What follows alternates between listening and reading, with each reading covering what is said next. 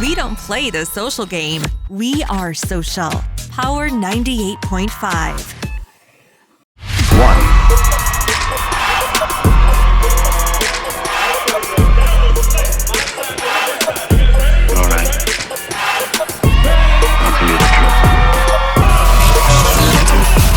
Can you hear it? Welcome back. What's good, y'all? What's good, y'all?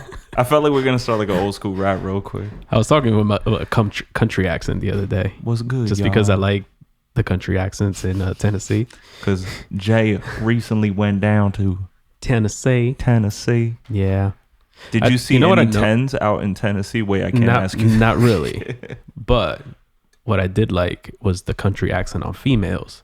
But I didn't like the country accent on males because I associate country accents on males with racism. Oh my God. They just sound racist and stupid. That's probably how they feel about your brown skin. Oh yeah. Like, you're not that.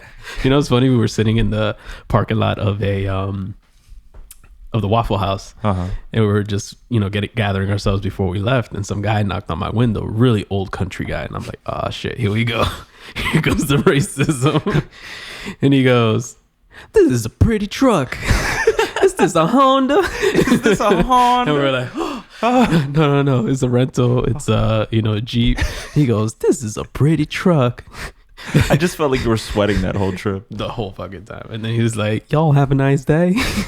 Y'all have a blessed day. You have a blessed day. Anyway, welcome to the Terrible Reception Radio Show / podcast. Yes, sir. I am one of your hosts, Jay Suarez, aka Jet Plane J on all social media accounts. Jet Plane Suarez if you're looking for me on Xbox, because Jet Plane J was already taken. And right in front of me is I'm your other host, Parlay, and I also go by @TrapJesus on Instagram. A couple of people asked me that because I guess they were shy about asking you. Oh yeah, what the fuck does this mean? I was like, just pronounce it.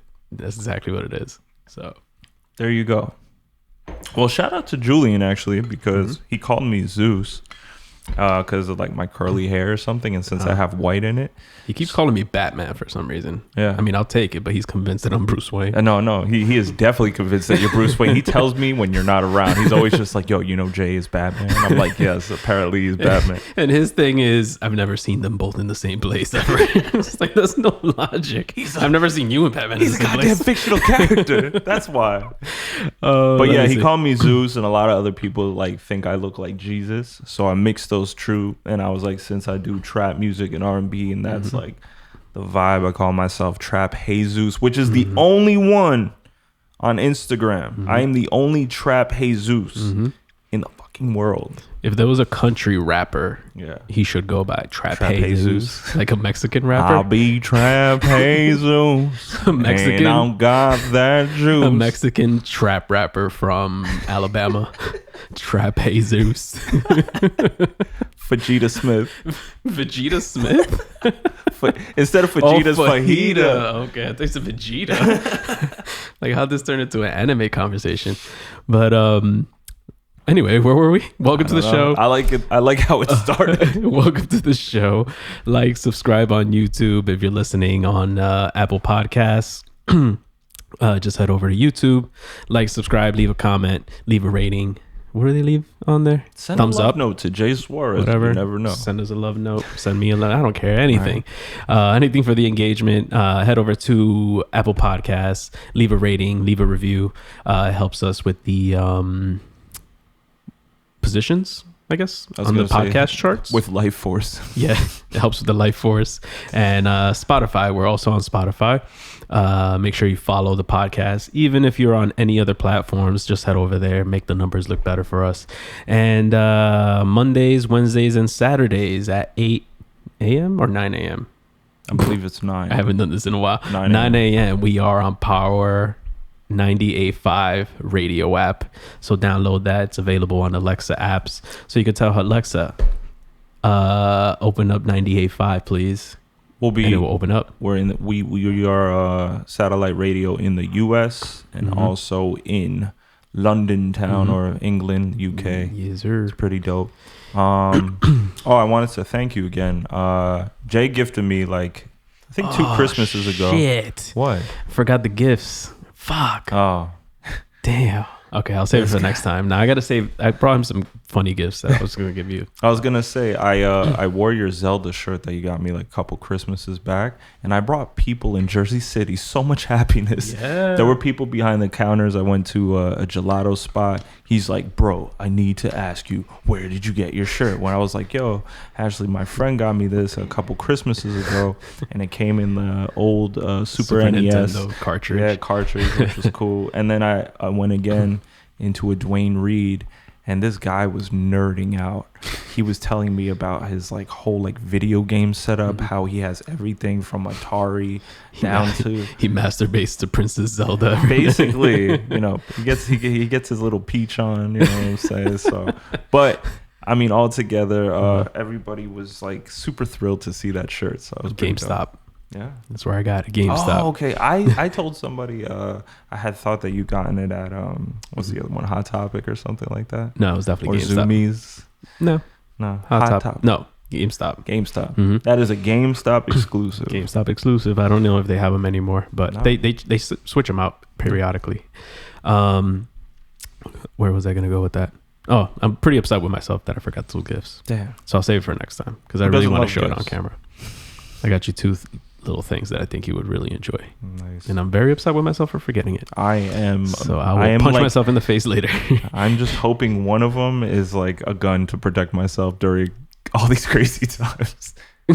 Well, I plead the 5th. So a lot of people enjoyed the segments that we had last time, and I think it went pretty well as far as organizational purposes. So I think we're going to continue going with this. So the first segment we have is signal check, where we check in with each other, mental health in general, whatever we want to talk about, just checking in with each other every week on how we're feeling. Let's do. Well, I went last time. I'm going with you. Okay. Jay Suarez the third. How are you doing?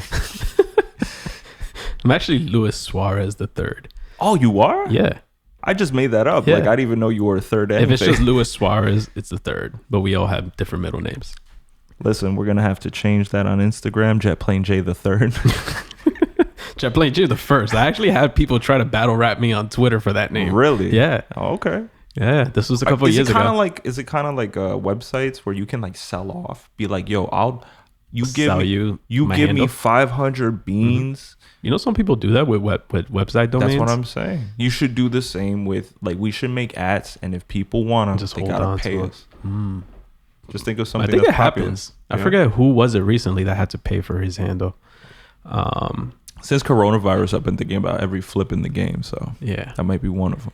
I forget what it was. But anyway, signal check with myself. This week flew by for some reason. Mainly because I was trying to get back into the groove of things. Took a couple of days off. Took a trip to Tennessee. Okay. Food down there is amazing. Nice. People down there are very, very nice. Okay. But I had like this weird, like, subconscious that people are like racist down there. So I had like this tension just built in within myself. Like, this person could be like, "Hey y'all, what y'all doing today?" And I'm just like, "I'm good. How are you?" Now, what the fuck do you want? Double barrel shotgun in your eye, in between your eyes. Like. I think it might be just because of the racial tension going on now. Number one, number two, I've never been to that part of the South, and number three, I think it was just, I don't know. It was just like the vibe. They probably think in Jersey like we wear nothing but white beaters with fake tans and smell like. Well, that was my third Jersey thing. subs. I think it's because we're so used to the East Coast vibe. Like, if you say hi to somebody on the street, they'll tell you to fuck off. Yeah. Where it's like everybody down there is so freaking nice that you're just like weirded by it. Yeah, I can imagine. I was at a Target. This random kid, he was probably like 18 years old. He's like, "Y'all got any plans for this weekend?" And we told him like, "Hey, we're just visiting friends, whatever. We're just here for the weekend, whatever." And then we left, and we had to come back because we had forgot something. Yeah. I guess he forgot who we were. Yeah. Same thing once we came. "Y'all have any plans for the weekend?" I'm convinced he was a robot. Like the ones that go through the Walgreens now. Or the ShopRites? The Stop and Shop by my house. There's a Marty. Yeah. A little robot Marty that detects spills in the aisles. I felt like that was a premonition to like what was about to happen, because I'm like, you can't have real people working here anymore. Marty. I went to an Acme in Jersey City and the whole power shut down. I was like, great, China finally hit us with a EMP bomb.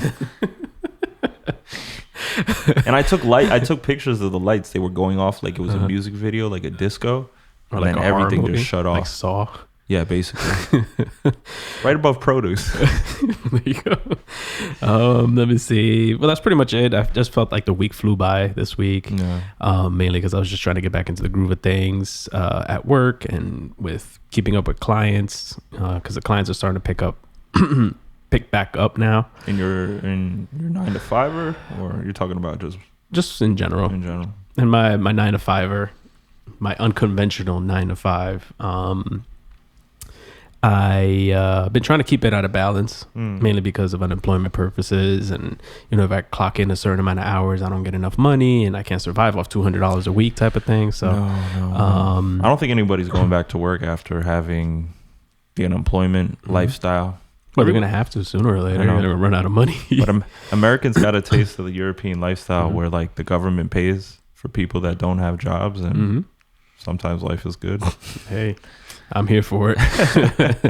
But outside of that, I've been good. That's just good. Chilling. Nice. I'm going back on keto. I'll be a little more strict with myself lately. Okay. Because I went to the doctor and I put on a couple pounds. So just want to get down to my goal weight of 175 is going to be my goal weight. A couple pounds, are we talking double digits? Are we talking a couple pounds? Well, the lowest I ever got was 180. That was last summer. Okay. Before I went on vacation. And since then, I've put on maybe 10 pounds. Okay. 12 pounds. Which isn't bad, because I like that cushion. 10 to 12 pounds. So what I want... Are you talking about like in the ass area, like cushion? You're like, oh, this 10 pounds went to the right place. It's not going there at all, my friend. I wish it was. Definitely not.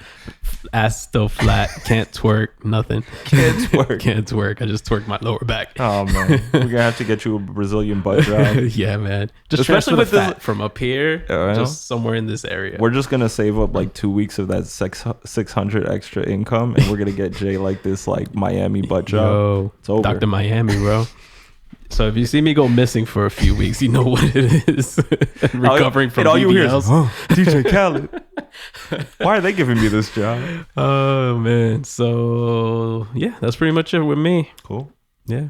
How you doing, sir? Doing all right. I was a little stressed out. I had a couple clients that put me through it, but at the end, it was like jobs well secured. But in the end, it doesn't even matter.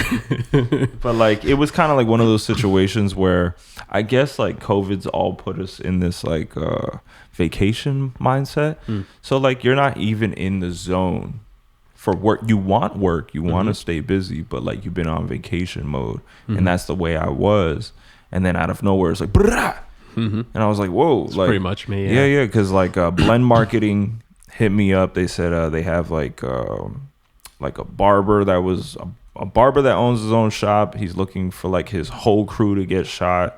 And then after that, Pock Stock, which is a cool company. It's people of color, stock footage. They hit us up to do a campaign for them. Why didn't I put that together?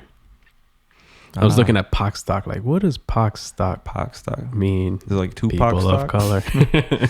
And then that was fun, by the way. Yeah, it was dope. So there was a couple things like that, and then I spent a couple nice days in Jersey City.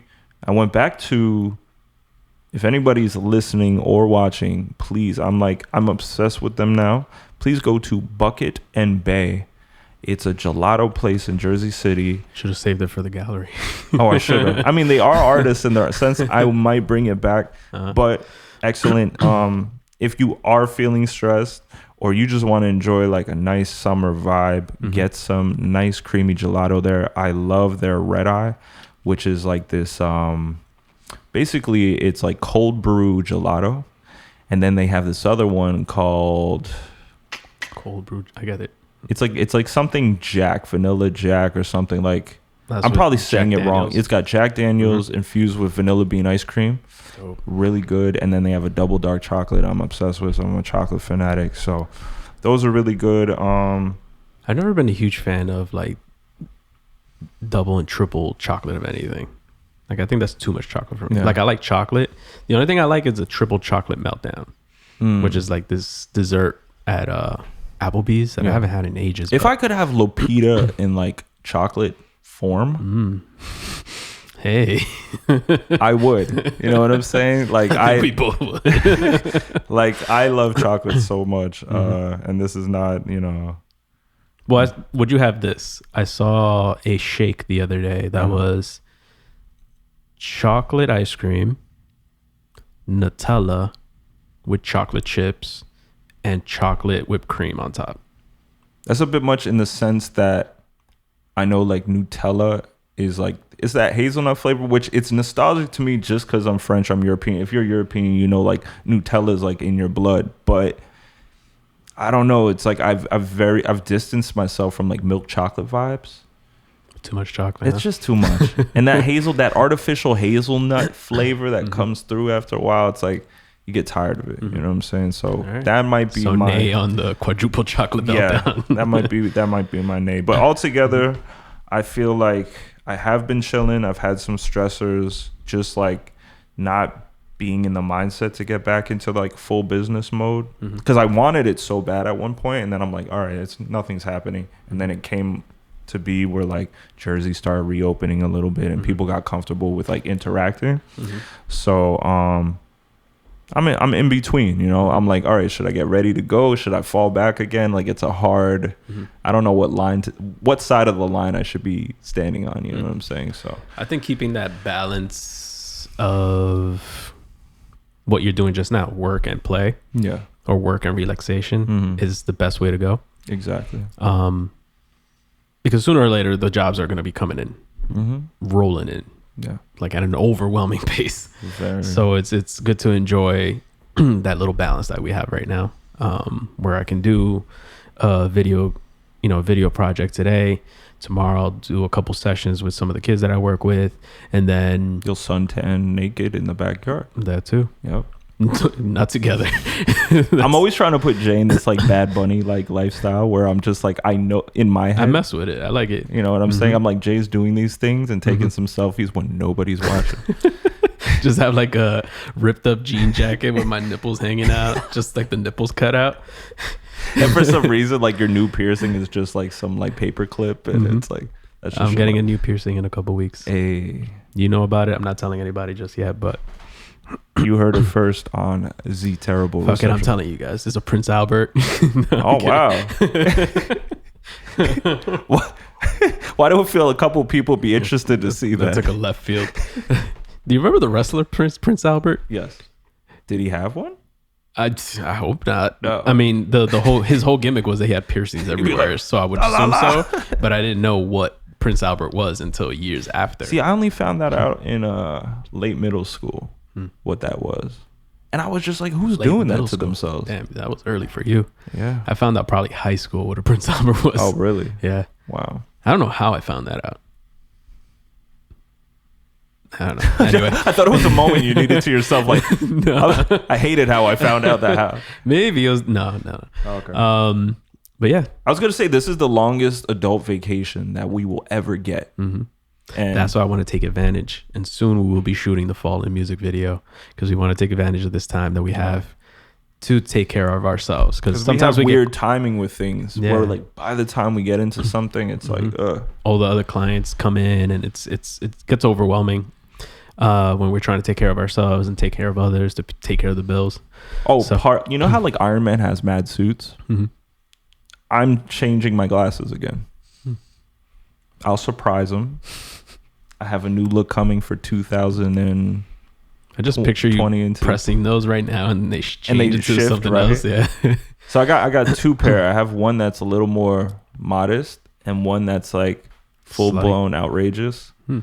So I'm going to switch in between those because these get heavy. I'm kind of like, I love these for so long, but now I'm kind of tired of these. And plus, like, you know, when you wear them all the time, they get damaged a little bit of scratches, a little bit of bending. They're gonna look at Ringo Starr, the little. Hello. You're gonna have like a I feel like accent. if anybody wears those, you're gonna be like, hello. No, I'm either like with the more modest pair, like I said, the more I don't know, kind of like formal looking pair. I would say I either look like an Italian guy or like a little more European French, and then the other ones, you know, they're a little more parlayish. I want to create, and I'm gonna shout out Tito. Tito is the designer for Temples and Bridges, which I got one of his pair of glasses formed into my seeing glasses. But I want to create a Parlay signature piece of eyewear that people can buy. You know what I'm saying? So I have that in the works. I didn't talk to you about it, but it's coming. And I'll keep my comments to myself about that. So that's the signal check, guys. Yes. We're alive and well. Oh, I just got my results. I'm COVID free. Nice. As of last Wednesday. I don't know what happened over the weekend. Yeah. Could have passed by pretty, I don't know, country girl saying, hey, y'all. Got the COVID all over my face. But as of last Wednesday, I'm COVID free, guys.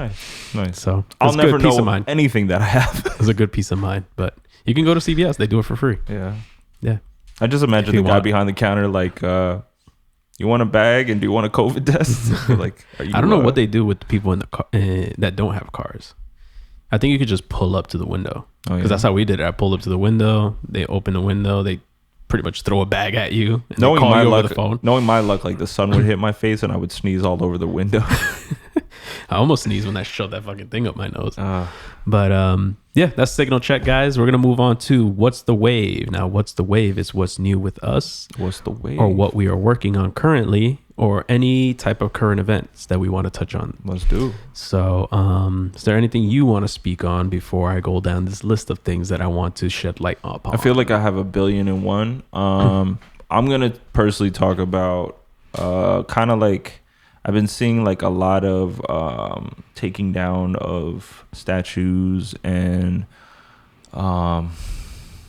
historical, it could be even food subcategories of like, I know Aunt Jemima is no longer going to be on the shelves. I know Christopher Columbus statues have been taken down from Newark, New Jersey all the way to, I don't know, maybe Wait, is Aunt Philly. Jemima done, or they're just pulling the character that was on the... I think the name, I think the whole brand itself, it's going to be rebranded into something else. You know, I'm like, you know, it for me, you know, I even learned that, and I posted on my story that like the ice cream jingle that most children were used to hearing growing up comes from an old Confederate, I would say folk song that was, you know, it had a lot of racism and prejudice within the lyrics. And unfortunately that jingle, I don't know how, because I think it was called The Turkey in the Straw was the original. And then there was another version of the song that it's literally titled N-word, Love a Watermelon.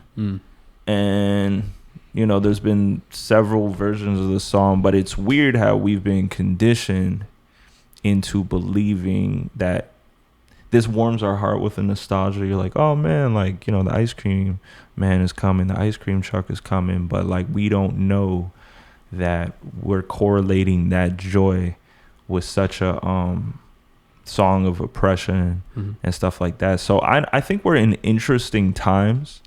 I think certain statues have just been there, and like, you know, black community, or just like the ancestors of a lot of black families probably had to just, I don't know, like if they didn't feel like revolting on that level. I feel like we have a revolution on our hands, in a certain way.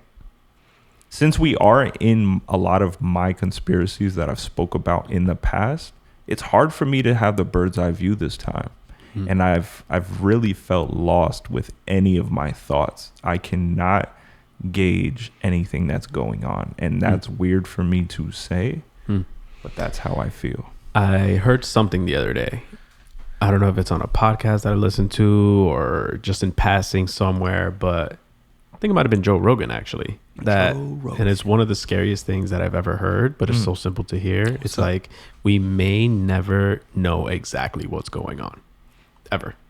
Just in general, or like now? About anything. Okay. And when you think about that, it's scary. Like, you never know what the government's doing. Yeah. You don't know if they're doing anything bad or good because of all the stuff that's going on. Because I feel like as humans, like we even create answers for ourselves because those insecurities of not knowing. Like, we're humans. We need answers for everything. Right. Why does this work? What happens if? And like, you know. And that's where I feel the truth seekers, conspiracy theorists, and just the general population. They use the degenerates. The degenerate population. The general population kind of gets caught up in this mess where it's like everybody wants answers. Some people are just like, fuck it, it is what it is. Some people are like, no, I demand answers. Some people create these answers just by doing the research and getting things mixed up or coming to their own conclusions, and it just becomes a shit show at the end of the day. Do you feel like I don't know, it's I think I've been having this discussion with a couple people, right? America title, not saying that it always has been, but it's been land of the free. Constitution says people have the freedom of speech, right? So even if it's a hate group, maybe I'm playing devil's advocate on this one. I don't like to play that, but I'm just saying for discussion's sake, right? If there's a guy that wears a MAGA hat, he believes in the Confederate flag, in the sense like maybe it's just part of his family's history, and maybe he doesn't want to recognize the bad parts of it, or it's nostalgic. Maybe somebody from the South or whatever. Right. He has that freedom of speech because we lived in that country. It's kind of like, even like if Nazis wanted to march, people let them march, but everything's supposed to be in the right to protest too. Yeah, it's like peaceful, not peaceful, because they're spewing hatred through their words because they are agitating somebody else. Right. But like, I've noticed that like a lot of things that happen now is like if anybody opens their mouth or whatever, like people are shut down. And I believe, like, again, I said it in last week's podcast, when you have that intuition, when you know it's just right, you know what I'm saying? You know, a lot of things have hate just built into them. So like, but like sometimes, what do you feel like? How do you feel like people should stand on that? Do you feel like there's too much cancel culture? Like other people can get hurt now? Like even the bad people, like I don't even think bad people should be hurt. I think they should be educated. I think everybody should be educated at the end of the day. But what's your thoughts on that? That's exactly how I feel. I feel that there should be room for dialogue on both ends. Okay. And that's where violence ensues, where one side or the other does not want to hear the other person, or it's not willing to bend in the other direction. Yeah. So there's too many people that are too far this way, too far that way, that they're not willing to listen and try to meet in the middle somewhere. Yeah, because I see a lot of things now. I'm seeing like we're 1 day away right now on the podcast. Today is the 2nd. No, we're 1 day away from 4th of July. And 4th of July, my conspiracy theory is aliens are coming, just like Independence Day. Okay. But besides that, I've got a lot of warnings on social media that I've seen. I don't know if it's a conspiracy theory or not, but they're saying that KKK militias are gearing up to go against Black Lives Matter to gun down a lot of them. And Black Lives Matter has equipped themselves with artillery now, and it's becoming a very it's gonna be like a Civil War type thing. Yeah. Scary to think that. Why do you think that is? Because there's gonna be crowds of people out and about. Well, I felt like Black Lives Matter. July 4th? Maybe because they're saying Black Lives Matter is taking down a lot of these Confederate symbols to these KKK people, and they're saying they're seeing that as a very aggressive tactic. So one side that believes, like, that's why I was questioning what I was questioning, because one side is saying, hey, this is our shit, why are you pulling it down? Right. And then the other side is saying, because it's oppressed us for years. So now the other side is coming in saying, we're going to protect what we believe in with force. So now the side that came in peaceful has to protect themselves literally from aggressors Yeah. and now they are pushed to become aggressive. Yeah, it's a scary situation. While I feel like somebody else is above all that, just laughing like, ha ha ha, look at them kill each other. Yeah. That's our boy Trump up there, fucking puppet master. But and that's the whole thing, right? So there's the guys that believe the statue stands for whatever the person accomplished, and then there's the other side that thinks that this particular figure has oppressed them or is a symbol of oppression, and these people that are on this side are not willing to listen to the negatives of what these people are talking about. So when there's no room for dialogue, that's when things get like you said last week. It's a definitive way to know when something is wrong. Right. So if that one side just doesn't see anything wrong with anything that was going on, then that's the problem right there. It's like do you think Republicans now can be Black Lives Matter supporters? I thought that was an interesting question too, because when you think of MAGA, Make America Great Again, a lot of the supporters of Trump, including Trump does like 10 like bad things, and then he does one thing where I'm like, wow, that's like a really smart thing you did, but then it's like you know what I'm saying? Like, I think he did one thing that I saw. He passed a law that is going to have people that hire people for jobs count less on degrees and more on skill level. And I think that's great because we need that. That's dope as hell. But then everything else is just like, fuck, what's going on? Because like, how could you say that? How could you whatever? And it's just so crazy. And it's the same thing, like both sides, like, you know what I'm saying? I don't trust politicians at the end of the day. I'm with you. They're catering to their demographic, right? Yes. So it's like if a Republican all of a sudden is like, yeah, Black Lives Matter, or do anything like the Democratic Party did, wearing dashikis and shit, I feel they're trying to cater to get a vote from this particular set of people. I mean, to me, it was blatantly hypocritical that the Democratic Nancy Pelosi, they were literally wearing... I was like, this is too much. Yeah. This is way too much. It's cheesy. It's cheesy. It's really cheesy. But I think I heard this in a podcast somewhere, and it shed light onto the whole situation. I feel like Nancy Pelosi knows what is working for Trump and is flipping it democratically. Okay. You know what I'm saying? I see. This is their version of what Trump is doing. Because I saw Kanye. Kanye, we know, one is he's a philanthropist to a certain extent. He's one of the biggest icons of our generation, and you know he has a relationship with Trump. You know he has his fan base. He's all about MAGA, but he's also walking with Black Lives Matter. And like, to me, I was like, do you feel that is I don't know, do you feel like it's hypocritical? Do you feel like it's okay because again, if it's right, it's right? That could be it, but then you take into consideration what Kanye's been displaying lately. It's kind of I don't know what to believe coming out of Kanye. Because he gave the whole donation of $1 million plus, maybe $4 million, I believe it was, towards Floyd's daughter for a college scholarship, which is dope. I appreciate that. I don't know. I would like to think that Kanye is... I don't feel like he's evil in any way. I think sometimes he's a little too... Maybe he's a little too eccentric to the point where he kind of got lost. And I feel like that this is, his new enlightening. Is a good step in the right direction for him. Maybe not musically for a lot of people.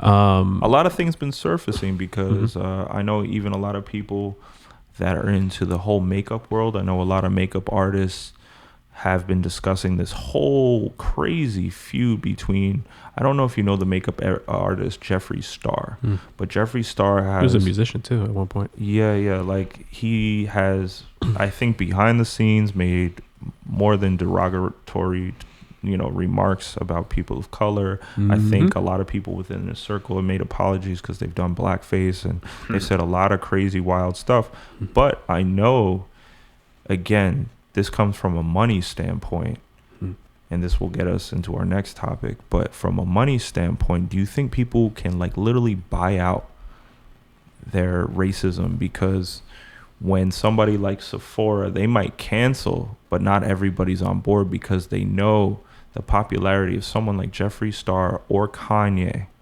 Even though he showed what he's done in the past, like Gap needs Kanye right now. Sephora or any other makeup industry that sells makeup, they know the hype around Jeffree Star. So do you feel like, again, it's always going to be money over humanity? It's always going to be that way. Which is funny that you mentioned that, because one of the topics that I was reading about today is a big controversy has been the football team, the Washington Redskins, right? Okay. And how the name is racist and all this stuff, and how the owner refuses to change it for some odd reason. He thinks it's a money thing and marketing. Do you think it's racist? Because if we actually show acknowledgement to the natives of America, like they are, if they have, I mean, we could call them brown skins, black skins. Can I cut you off? White skins. I remember wearing a Redskins jersey a couple years ago, and I'm gonna shout out a friend of mine that I met on Instagram, Stephanie, and she called me out on it years ago. And this was before, I, dove a little deeper into the situation, and it's like she's of native descent, right? Okay. So. And what I put into perspective, it's not up to me to determine whether a certain terminology offends a different group of people, right? Okay. So if it offends them, who am I to say that's not offensive? You know what I mean? So what that put into perspective, it's just taking a step back and realizing, like, if it offends one person or a group of people, then I can sit there and kind of understand where they're coming from, right? Yeah. So... But apparently this terminology was used as a derogatory term to put down these people. So, so that takes me to the topic of the whole Redskins thing, where it's like there's a bunch of sponsors for the particular team, or that they were sponsoring ads or something through the team, or they were funneling money with the team or something like that. And they've maybe for... FedEx, I believe it was FedEx, the company supports the Redskins funding. It was a few companies. FedEx is one of them. I forget what the other ones were, but there was a few companies that were threatening to pull out if they don't change the team name. Gotcha. And I feel like maybe now he's going to, but now he's going to only because it's going to affect his bottom line. What would you think about a team like the Patriots that represent colonialism? I would have to dive deeper into that so I can. Because I was thinking about that as well. Like they've been Super Bowl champions. Another one is times. The Cleveland Indians is another offensive term, because they're representing Native Americans, but they're calling them Indians. I see. Okay. Let that one sink in. Because I needed to let it sink in for 1 second. So that's one of them. But yeah, I wanted to shout her out just because she brought that to the front. And I'm hoping that they do change the name, because I was like, if they don't change the name, I'm not supporting the team. So do you think, like, if they named the team after an actual Native American tribe, that would be something that would work, where it gives acknowledgement on a prestigious level. It shows... That would be them leveling up, maybe. Yeah. Where they change the name and then they change it to that. Yeah. That would be dope. Because Native Americans, I feel, also really get lost in this whole, Native Americans have lost their land. Native Americans also have been put into some type of oppression where it's kind of like they're in their own hoods, where I've seen like a lot of Native Americans become they have alcoholism, and to the point, like, they, even within their own communities, like what has been shown on media, again, I don't know how true this is, but a lot of Native American, the dropout in the school system is like over 50%. A lot of the parents are alcoholics, and a lot of them die before the age of 50 or 60 due to poor health habits and all this other stuff. So I don't know. I think there's going to be a lot of karma cleaning up within this country, because that's what it's coming down to. Right. You know, and I hope that we do live in a more respectful society, and humanity reigns as always, I think, you know. I feel like we won't ever be perfect, but I feel like we're going in the right direction. Yeah. For whatever end goal, you know, if it's for a capitalistic standpoint, at least, you know, it's going that way. People say some people are too sensitive, but let me tell you this, right? The beauty within an artist's world is sensitivity, right? We have sensitive ears, we have sensitive eyes, we have sensitive palates. This is what makes some of the best chefs in the world, some of the best videographers in the world, and some of the best musicians in the world. If they weren't sensitive, they wouldn't hear things that everybody else hears that make beauty. So a lot of the time, you know, I hear a lot of people like, oh, millennials are so sensitive, this, that, and the third. So for the off balance of sometimes, you know, you'll be like, oh, I hate that, like my younger brother listens to 6ix9ine and all this other stuff. If somebody's going to be sensitive for the right reasons, where they're making sure they're not offending somebody just because it's nostalgic to the older generation or whatever the case may be, I think sensitivity to a certain extent is a beautiful thing, and we should stop labeling certain words that are beautiful and making them negatives. And I think we've done that with a lot of things over time. You know what I'm saying?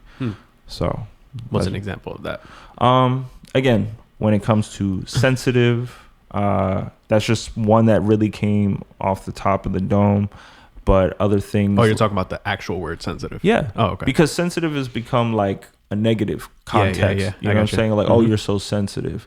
And I feel like sensitivity is like, we haven't been sensitive because we can be like, hey, NFL tonight, we got the Redskins. And it's like, you know, to somebody else, oh, that's my favorite team. How could you take the name away and that and that? And you're not thinking about the person. Like, you might be white, you might be Dominican, you know, you might be Asian, and until it hits you, you're not really thinking about how it hits somebody else. So I think sensitivity is needed to level out everything. And that's my 2 cents. But like, you don't have to agree with me, but I agree with that. But when it comes to cancel culture, what I don't like is when, let's see, how do I word this? When people are way too sensitive about something that is known to be something else that they're not. In what sense? That they're not understanding. So let's say a comedian, right? A comedian's making a joke, and that's what it is. You know, the person's not. They're not. They have no malice in their heart. They're just trying to make you laugh, right? And if they make a joke that you don't agree with, that's when cancel culture comes after you. Now, cancel culture is cool if, let's say, like what's his name? Jeffree Star, the Weinsteins of the world, what's his name? Cosby, stuff like that I agree with. But like that whole Kevin Hart situation, like back in the day, he made a joke, whatever, it rubbed people the wrong way. Okay, I get it. What about Jimmy Fallon, where you know he's done blackface? That's another one where it's like, you know, at least he comes across as somebody that's respectful, respected at what he does. And other people of color have come to his defense. Then stuff like that. Okay. You know what I mean? Or because there's a big difference between that and what Roseanne did. Remember Roseanne? Oh yeah. I think Roseanne from like the TV show. I think she did some wild blackface stuff too, but she didn't go about it the right way. And I've seen a couple shows that I watch where it's like the white character drops an N-bomb here and there, but all for the sake of comedy. With stuff like that, I find like, oh shit, they really said that in this day and age. But it's like, I don't know. I didn't really look into it too much, but I don't know how they got away with something like that. Yeah. But, you know, that's neither here nor there. But I always think that I've been hearing a couple times during all these Black Lives Matter movement times that it is, a lot of people are lucky that people are just looking for respect and they're not looking for revenge. Because if revenge was the case, a lot of people be messed over right now. Oh, yeah. So I think right now, like... And that's the thing. That's the crazy thing about it. It's like everybody's just looking for respect. That's it. Yeah. I don't know. That's crazy. 2020 was supposed to be about the vision. Let me see. I actually have a few things that I want to discuss or just at least touch upon real quick to shed light on it.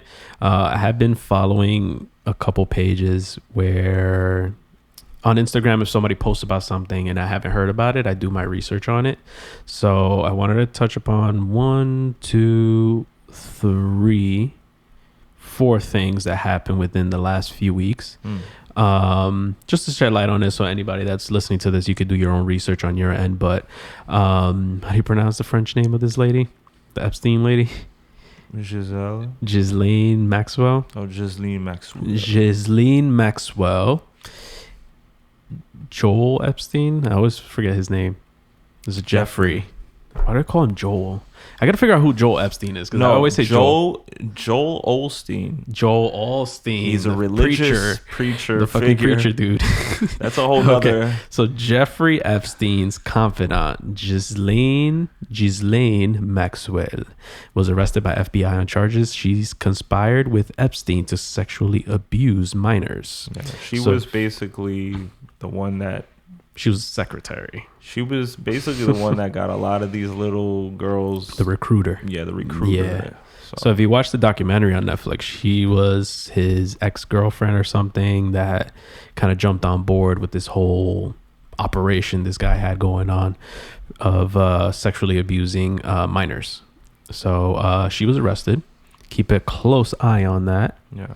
It's either one, the person's really going to die. Mm-hmm. Or the person has so much money that they'll waste most of it on a buyout and look like they died. Mm-hmm. Or thirdly, she flies out to be with Jeffrey Epstein because he never died. Conspiracy. Epstein never killed himself. I don't know. But that's one of them. I read that this morning. The second one I want to touch upon is Elijah Mclean, the young man that was murdered by police. I forget the city, so excuse me for not writing that down. But Elijah Mclean was a young man that was walking through his neighborhood trying to get home. He was wearing a mask because apparently he often gets cold. So he suffers from anemia or something, and he often wears ski masks. I think he was on the spectrum too. Okay. And police rolled up on him because people called the cops on him. And the person that called said, he does not appear to be a threat. I'm just calling because he looked suspicious or whatever. Okay. So police ran up on him, put him in a chokehold. Medic showed up, injected him with some kind of drug that put him into cardiac arrest and killed the kid. So, and looking into I was actually having a discussion with one of my neighbors, and we were saying, is it better to have because you just said they died because of an allergic reaction to the drug? First he was abused by the police officers. Okay. So when he passed out, he was no longer conscious. Gotcha. And the medic showed up. Some stupid ass medic injected him with some kind of medication. I forget what the medication was. Do you think police reform should have something? Nobody should be treated like an animal, but if somebody seems to be a true threat, mm-hmm. do you think that they should have something like a tranquilizer to like put them out? Like they should have a specialized sniper on site. I never thought about that, but that's a good idea. Why don't they walk around with tranquilizer guns? They could have tranquilizer guns in the sense it doesn't kill somebody, but it knocks them the fuck out. Right. Never thought of that. I think that might be or even instead of the taser. Yeah. That's what I'm saying, because the taser could like literally hurt somebody or burn their nerves or whatever the case may be. I'm not saying tranquilizer is healthy, but at the same time, the tranquilizer, if somebody has a good shot, it's non-lethal. They can get them from far away if they need to. And it's one of those things at least they can show up to court to defend themselves. That's interesting. But I thought that would be a cool thing, because if they're wielding a gun or they don't, or they're getting physical, somebody can shoot them in any part of the body and they'll pass out. I think the only defense to that, or the only argument to that, would maybe be that there's probably nothing available that will knock somebody out immediately. Maybe it will take some time. But if they could, I mean, it would suck for somebody to experiment that on somebody. But if they could find a way to do that, right, I feel like that would be that would be interesting. Yeah. The only other thing that would I would probably push back on is people on the street will always find a way to get guns. Yes. So that'll be the only thing. So imagine you show up to a gunfight, somebody has an actual gun, and you show up with your little tranquilizer gun. Yeah. But I mean, if they are gonna pull the trigger, I think that'd be a lot better than anything. Yeah. So another thing. Continue with what you. Another one that I thought was really interesting that I've been seeing a lot on my timeline is the soldier Vanessa Guillen. I don't know if you've seen it. She's a private first class in the 3rd Cavalry Regiment at Fort Hood Army Post. She went missing 2 months ago after she had told her friends and family that she was being sexually harassed or sexually abused on base by one of her sergeants. Wow.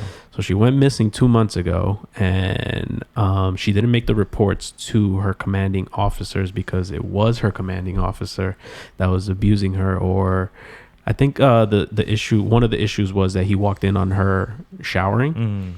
And the females have a separate shower. Like, it's not like, oh, sorry. Yeah, you know where you're going. Right, you know where you're going. So she didn't make the reports because apparently it, and excuse me if I'm getting this wrong, but according to the research I did, in the military, you make reports like this to the actual military. There's no third party that you can confide in. So a lot of people don't make these, especially females, don't make these reports in fear of retaliation or not being heard. Gotcha. So this is what unfortunately happened to this young lady. She went missing 2 months ago after she had told family and friends about her commanding officer or sergeant. When somebody goes missing, it's scary. That's the thing. This morning or yesterday morning, they found some human remains about 30 miles from the base, who they fear may be her. Adding to that, crazy times. Apparently, the lead suspect committed suicide once they were turning up the heat on him. So, so there's obviously the people putting these conspiracies that the military always has like this secrecy, trying to cover things up, make themselves look. They take out the trash real quick. Yeah. So that's another thing too. Like that might be another Epstein situation. I don't know how many confirmations you have, but again, I don't know why this hasn't been in the headlines of media as much. Because I even see like Montclair had a situation where a lady across the street. That was my next one. Okay, so I'll let you speak on that one. Yeah. But there has been people. And I'll read the article. There is people being hung in multiple cities that are black people that are being hung. There is another situation where a young man or a young woman, they might have even been trans, and that's why I can't. In Jersey, somebody was burned alive in a trash can. Like they literally held the trash can down while they burned somebody alive in it on some like hateful. Crazy. So like I've been hearing these things. I don't know what is the confirmation on it, but I don't know why it's hitting headlines even stronger than it is. Because again, being in Montclair, New Jersey, especially on Facebook, ever since this has been happening, I've been following Share Montclair. And with Share Montclair, you get a lot of updates from the town of what's going on. So I don't know if they have a Share Clifton or something. But we found out like it's been making headlines all over that they call her a Karen in the sense like, if nobody's familiar with this term, it's usually a woman that's Caucasian that's really going off on her prejudice or her racism and or white privilege. I was gonna say the best way to explain it, a Karen is a white female, and I forget what they call the white guys, but the white female that uses her white privilege to weaponize police against people of color. So a situation happened where this person was a neighbor from across the street, and it seems like she was harassing them or belittling them on even like building something in their own backyard. and everybody else. There was other non-Karens that were defending the black family across the street. She accused the male of the couple, who are attorneys, by the way. The two are attorneys. She accused the male of pushing her, but witnesses say that nobody saw any kind of physical altercation. I've been saying that 2020 looks like a bunch of movie stills of coming soons that are like which movie you're going to watch, because you also have that family from Louisiana, that couple from Louisiana that are also attorneys. Oh my God. That had an AR-15 rifle in a pink polo, mind you. And with it looked like the cover of GTA Vice City. Exactly. So like for me, it's like you do have the right to protect your household, your property, especially in a state where you can carry arms. But I don't know specifically that situation. I don't know if media is putting out there without saying somebody trespassed or what the case may be. But in the context that we all know is that it was simple Black Lives Matter peaceful protest going through a more luxurious upscale neighborhood, and these people, that the look in that lady's eyes, she looked like she was ready to pop somebody. Terrifying. And somebody said there was a mustard stain on the shirt, so at least the hot dogs were good. But you know what I'm saying? Like it seemed really, really crazy, and I like these stills look like something. Crazy eyes. I would. It looked like Get Out, a scene of Get Out, or The Purge. I've been having discussions with people saying that The Purge might be on July 4th. So like, yeah.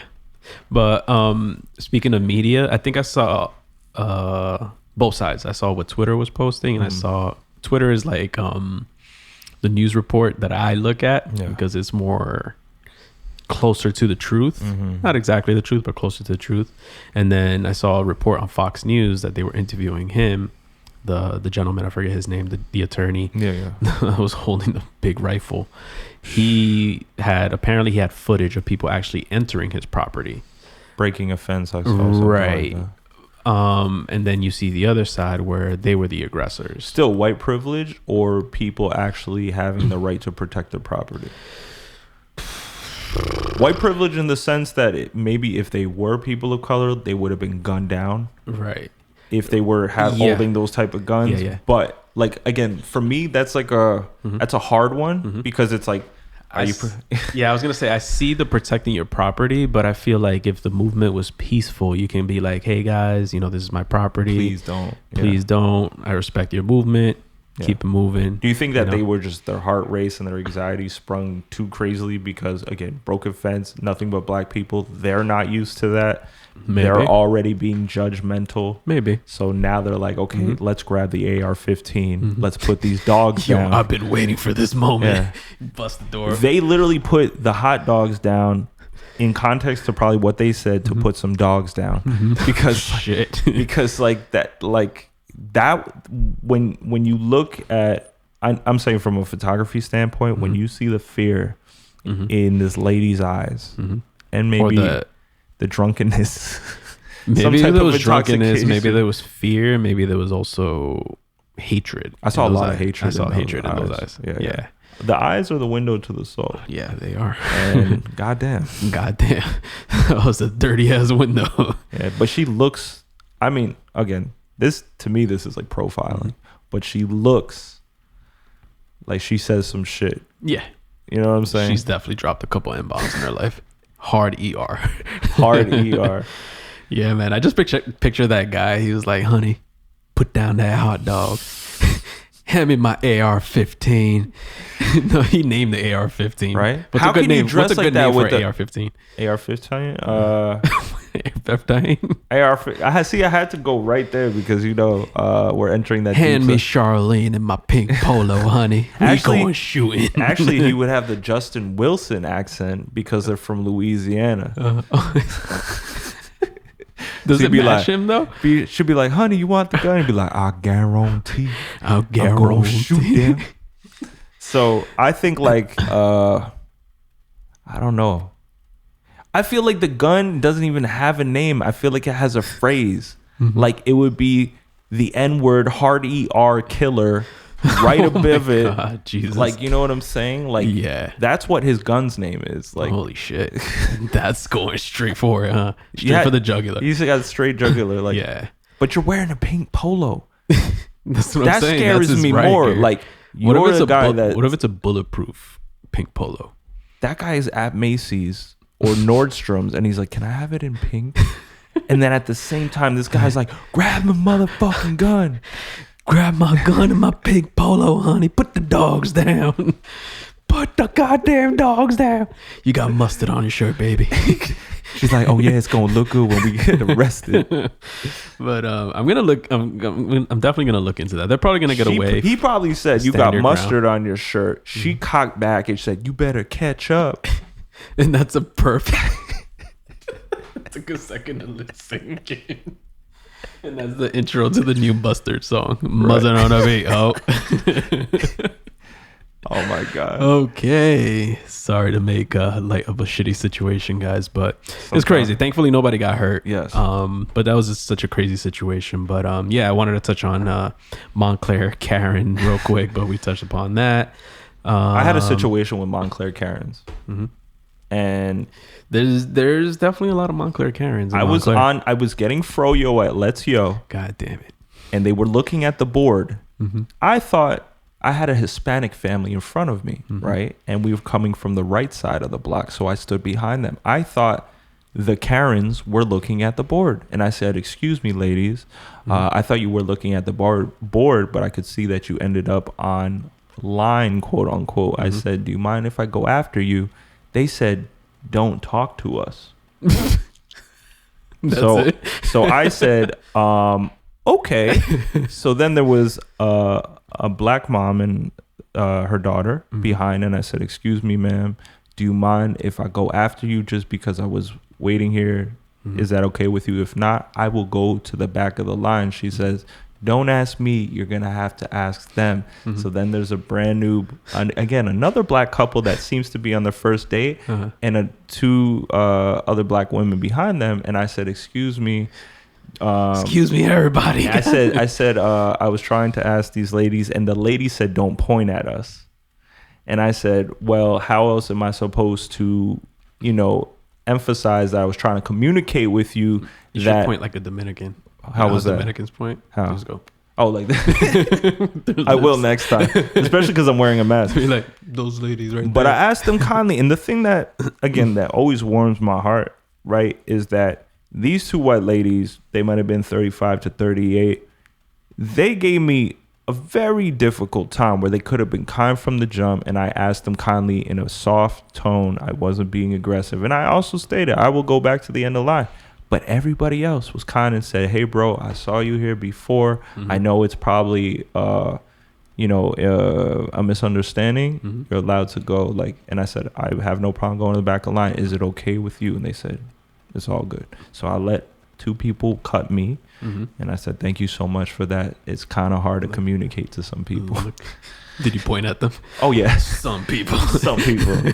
And I hate to do that because, I would like to know that we live, especially in Montclair, because, I'm dating a girl that's half black, half Hispanic. And even being at Antigua Grill, it was like this shish kebab place.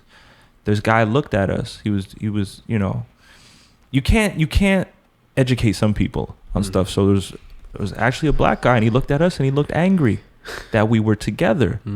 And literally he waited to the last minute. He made us feel uncomfortable the whole time, even to the point my date was uncomfortable and all that. And she's like, "I really don't like this vibe. It's actually upsetting me."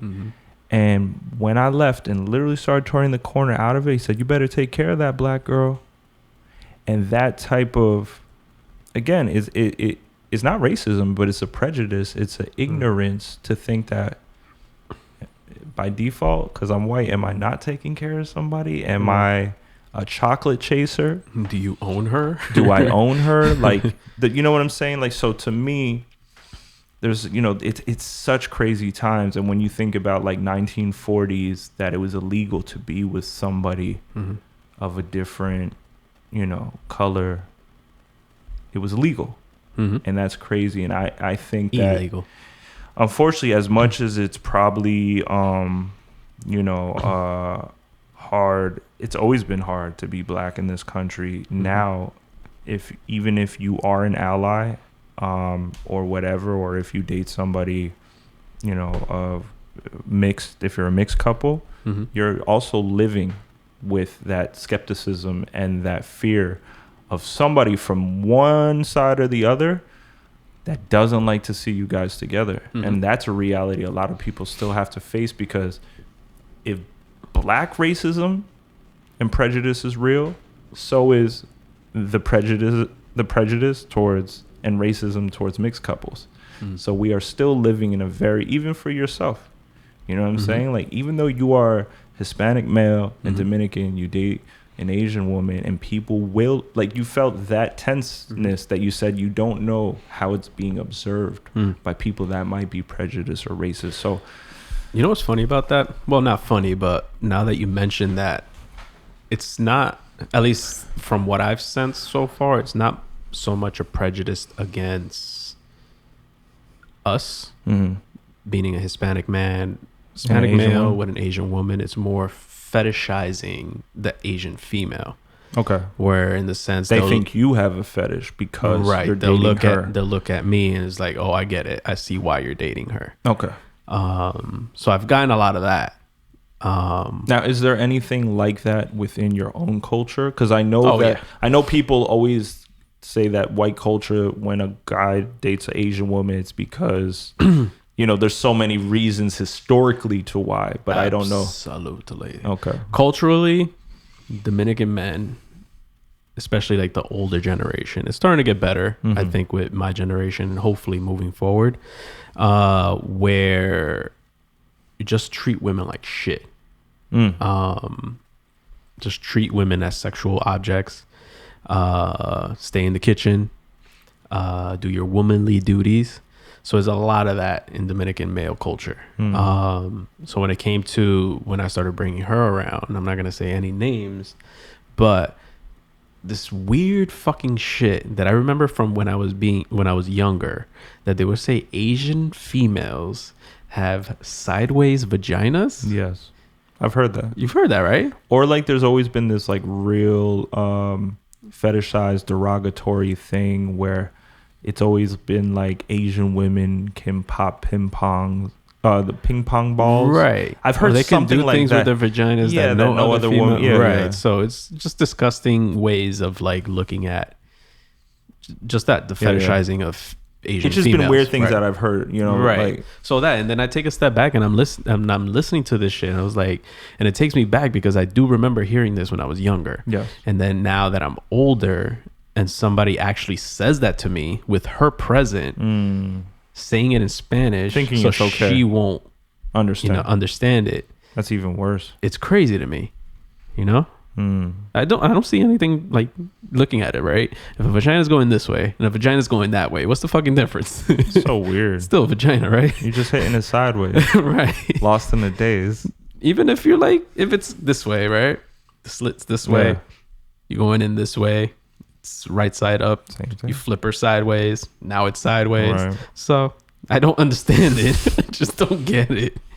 But I think that's just like a symbolism of just what we've been talking about, fetishizing. It's ignorant. It's ignorant as hell. And like I said, like it's even hard to first of all, you don't start a fight over that because somebody will start a fist fight over it, or worse, they'll hurt somebody even worse. And it's always at a family gathering. Yeah, too. but how do you even start to fathom to educate that person? Are you wasting time? Are you... That's going back to our conversation last week, which is funny because a few days later, I went to a family event. Was it a few days later or a few days prior? Might have been a couple days later, actually. Now that I think about it, I went to a family event and I have an aunt and an uncle that are Trump supporters. Why? Don't fucking know. But happens. What's that? It happens. Yeah, it happens. But I was thinking about it, and they started having a conversation, and I literally went inside and told my cousin, it's too hot and it's getting too racist out there for me, because I felt like if I start jumping into this conversation, it's going to be too one-sided. Okay. Because one, I'm outnumbered. Two, I'm going to be talking to two very stubborn people. One that I'm a huge fan of, and one that I'm okay with, whatever. Gotcha. One but that then I really it just respect. brings your heart disappointment that person would think like that. You know what I'm It saying? disappoints me that she thinks that way. He's always been like that. It is what it is. And there's no talking, and it will probably end up in an argument. So they were talking about, you know, the defunding of the police and how that's stupid. And, you know, the stupidest thing this person said was, have I said racist shit in my life? Yes. Does that make me a racist deep down in my heart? No. And I'm looking at him like, how the fuck does that make sense? It makes no sense to me, but yeah. So there's a lot of that going on in my family, and I pick and choose. Like if it was my parents and they say some ignorant shit, I'll try to educate them. Yeah. I don't want to put anybody out there, but somebody said something in my house, and I kind of was like, the comment was, "Why'd you go to the protests? Because you know the black people wouldn't do that for you." I hear that a lot. Right. So I'm like, how do you know that? And that's that mentality right there. And then you turn around and say,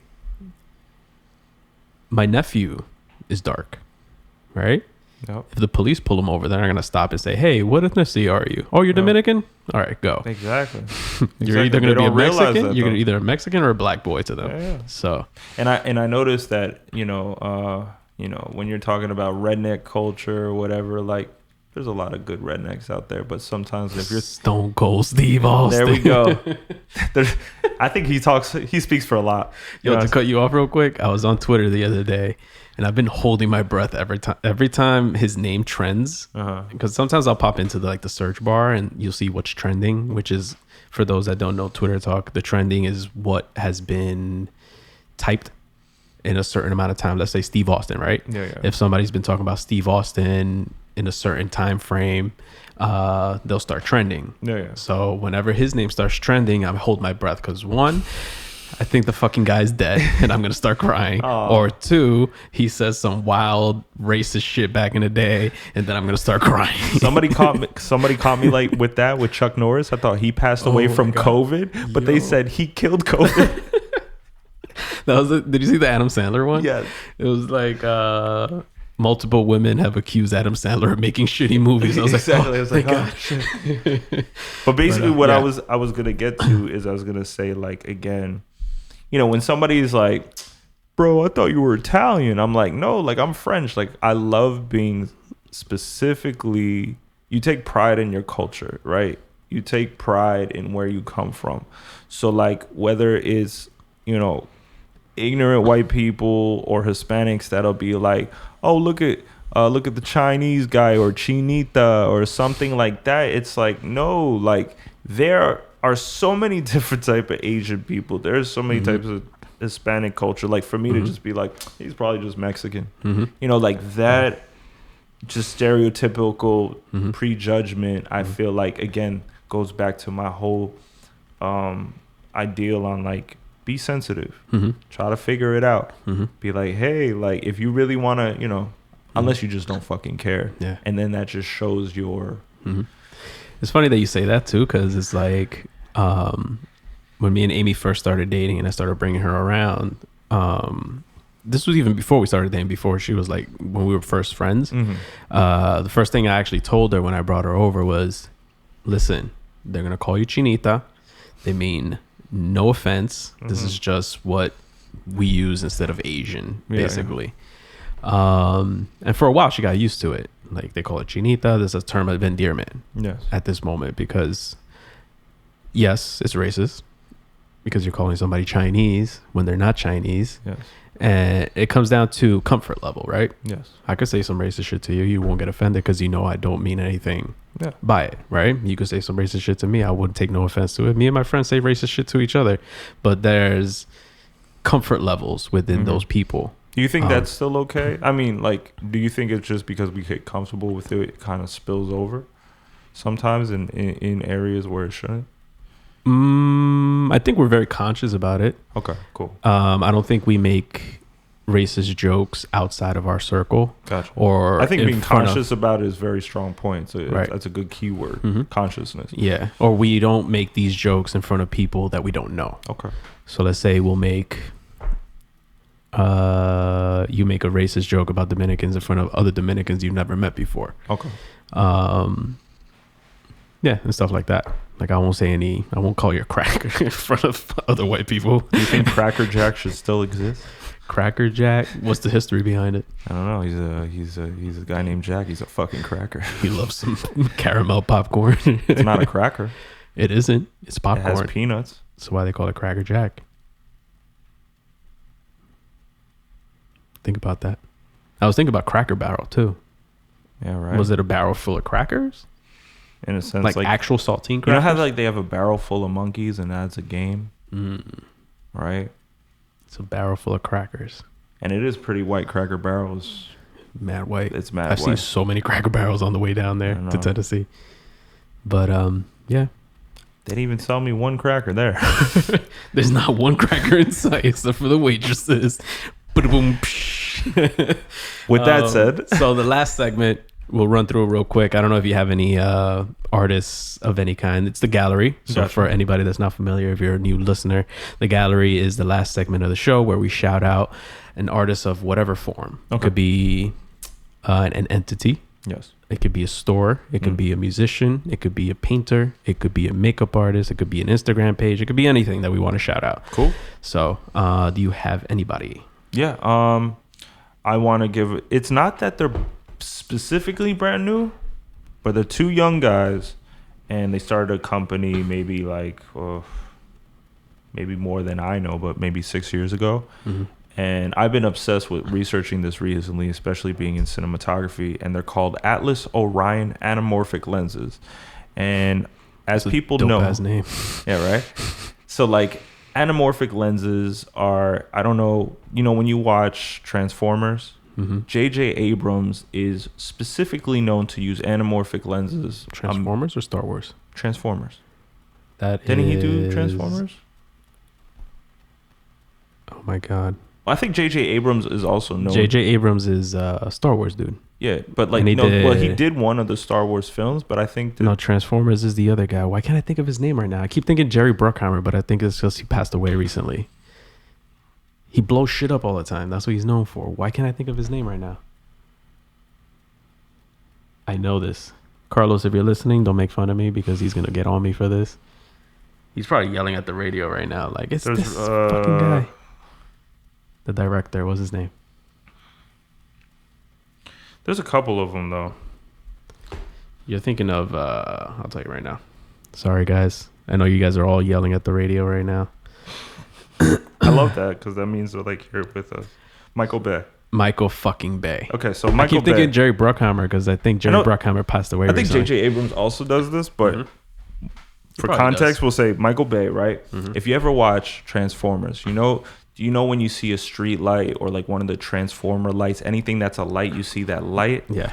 That comes from an anamorphic lens. So in an anamorphic lens, it has more of an oval shape. And that's, if you guys are familiar with the term bokeh or bokeh, it's more oval shaped in an anamorphic lens. And what it does, it's like when you are recording, it's very squeezed together.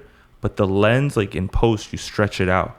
So it's a certain focal length, but you get a lot more room in it. And it has this very cinematic appeal to it. Is that B-O-K-E-H? B-O-K-E-H, yes. Yeah, I've seen that on Photoshop. Yeah. So bokeh is basically when you see like the background not in focus, it's blurry. The shape is usually circular on a regular lens, but anamorphic, it's more oval shape. And also when light hits that lens, you get those very specific lens flares. They might be blue or whatever. You see it in music videos a lot. Exactly what you're talking about too. So anamorphic lenses are usually $40,000 and above up, right? For cinematographers because they're made very well and they're very specific. So these two young guys created Atlas, Orion, their anamorphic lenses, and each one, people are going to say you're fucking wilding for this, but they're only $9,000 a piece, for incredible glass. In comparison to $40,000. To $40,000. So they're making very top quality cinema glass for independent and top filmmakers, and they've become very popular over the years. And I just thought that's something cool where somebody who's very nerdy about it takes that information on what's the top notch and makes it affordable. And makes it affordable for people. So if you invest in glass, which I feel that'll be an investment over time, because you can always rent out glass and always sell it for what you buy it for or more. Like something I want to tell videographers or cinematographers or photographers out there, cameras change every year. Red cameras, Blackmagic cameras, those change every year. But glass, you can always use from here into the future. So make investments in glass. It's like a great investment, period. But what would be the difference between using this particular lens and just adding it in post? Because I've seen you adding that flare in post-production. Yeah, because the thing is, one, in post, you're going to have to take all that time to add it, and it doesn't always correlate with the focal length you're using. So you can, for somebody who's really about this, one, it's just going to look fake. Two, it just doesn't make sense. And three, it doesn't have all the other cinematic traits between sharpness and clarity, how the lens works, because there's a thing called focal breathing, that when you focus from the subject to the background, sometimes you see the lens go in and out. And cinematic lenses always have a very smooth transition. So if you guys watch movies, they can focus from, like, say if I was shooting Jay and then I wanted to capture another person behind him, it's not going to look like Jay's moving. It's going to be really fluid transition.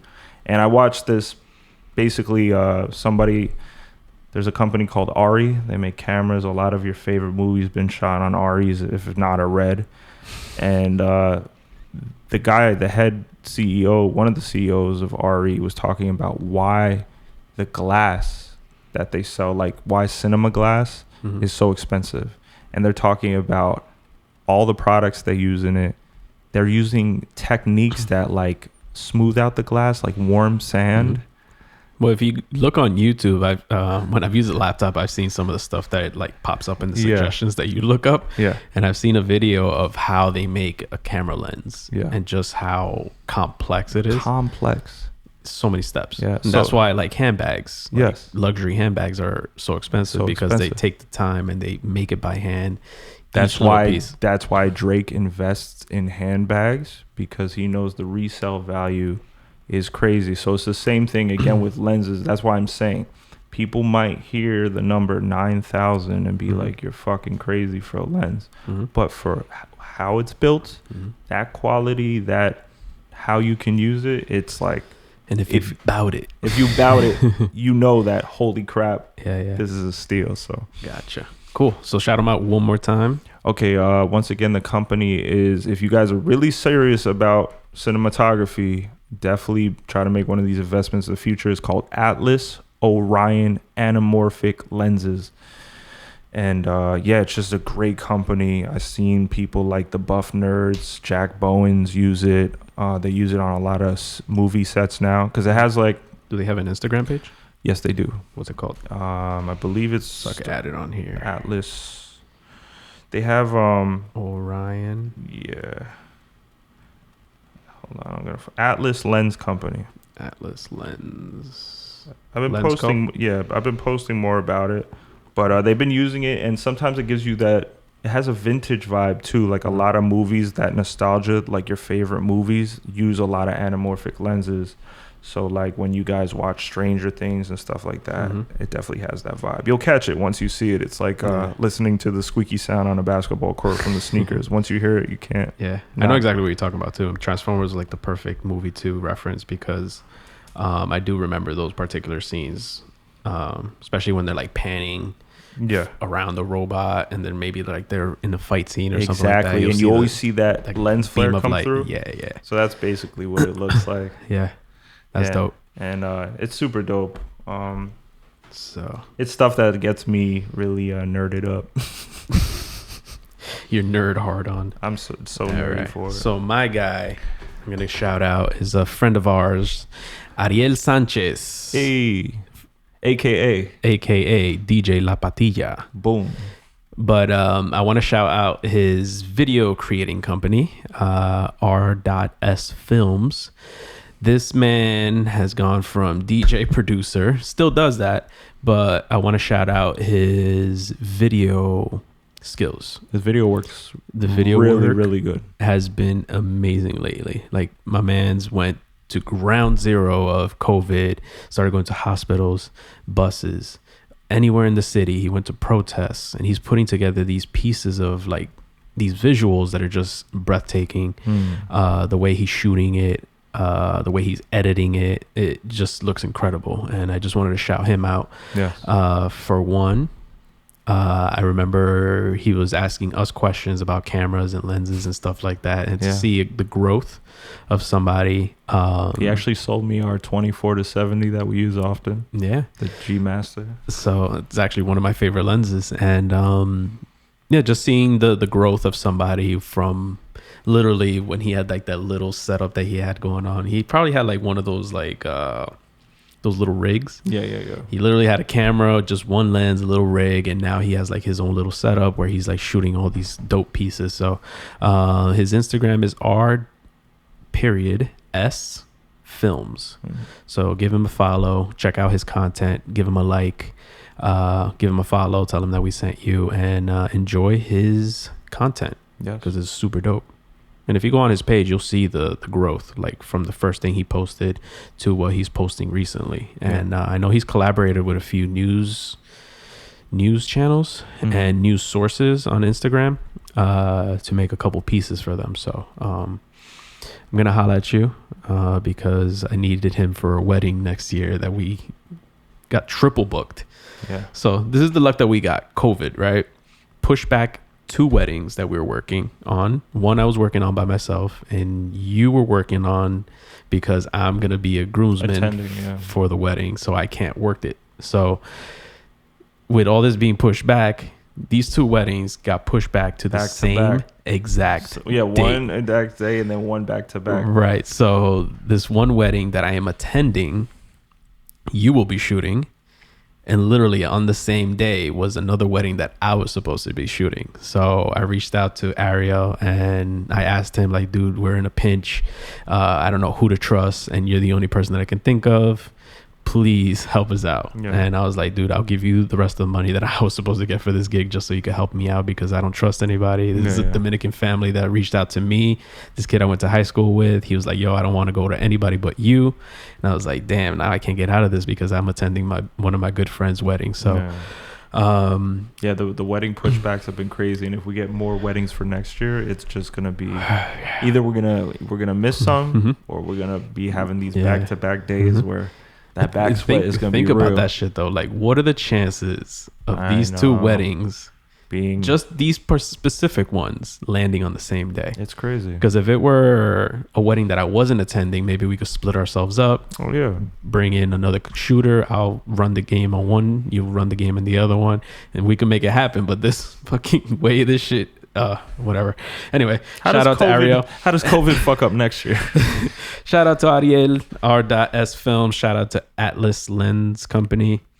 Do we have anything else they want to touch upon before we get out? I'll probably leave it for next time. That'll definitely give us some context. There's more gear that I've come across I will speak on next time. I will give you a hint. It is a great company called Hollyland, and they create transmitters for professional sets and indie sets where you guys can see. And again, I'll go into it next. But Hollyland. I was gonna say, are you giving a hint or are you just telling us? It's called Hollyland. It's called Hollyland. So yeah, man. But once again, thank you for joining us. This was fun. Yes, really good episode. I think. Hopefully, you guys enjoy it. Remember, go to YouTube, like, subscribe, leave a comment on everything that we post. What I forgot to mention is turn on that bell notification so you get a notification whenever we drop a new episode or when we drop new music videos. We're working on a new music video, so make sure you do that. Apple Podcasts, make sure you leave a review, leave a rating, leave us 5 stars. If you leave us 1 star, please let us know how we can be better at what we're doing here and how we can inform you better. And Spotify, jump into the podcast, look up Terrible Reception Podcast, and give us a follow. Again, if you listen to one or the other platform, please jump over to the other one. Give us a follow because that will help out the numbers and it pushes up in the rankings for other people to discover us. So my name is Jay Suarez, aka Jetplane J, on all social media platforms. Once again, if you're looking for me on Xbox, I am Jetplane Suarez. Somebody find him on Xbox. And right in front of me is my co-host and Parlay, aka Trap Jesus, on Instagram. It's been a pleasure. Once a lot of this clears, we will have guests again. I thought, that added a nice little mix up on set. And till then, I hope everybody is safe and well and continue on with the fight for humanity. Yeah. And this episode is actually dropping after July 4th. So yes. I hope you guys had a safe July 4th. Have a couple dogs in my name. Make sure you don't minus the handgun, minus the AR-15 and the pink polo. Hey, fuck it, wear the pink polo. Just leave the AR-15 at home. And with that said, all jokes aside, just be safe out there, guys. With that said, let's hit it with the intro and the outro. All right.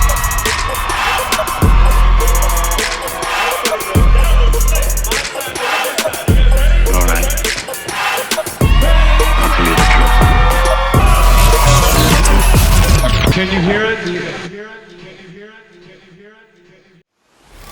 We don't play the social game. We are social. Power 98.5.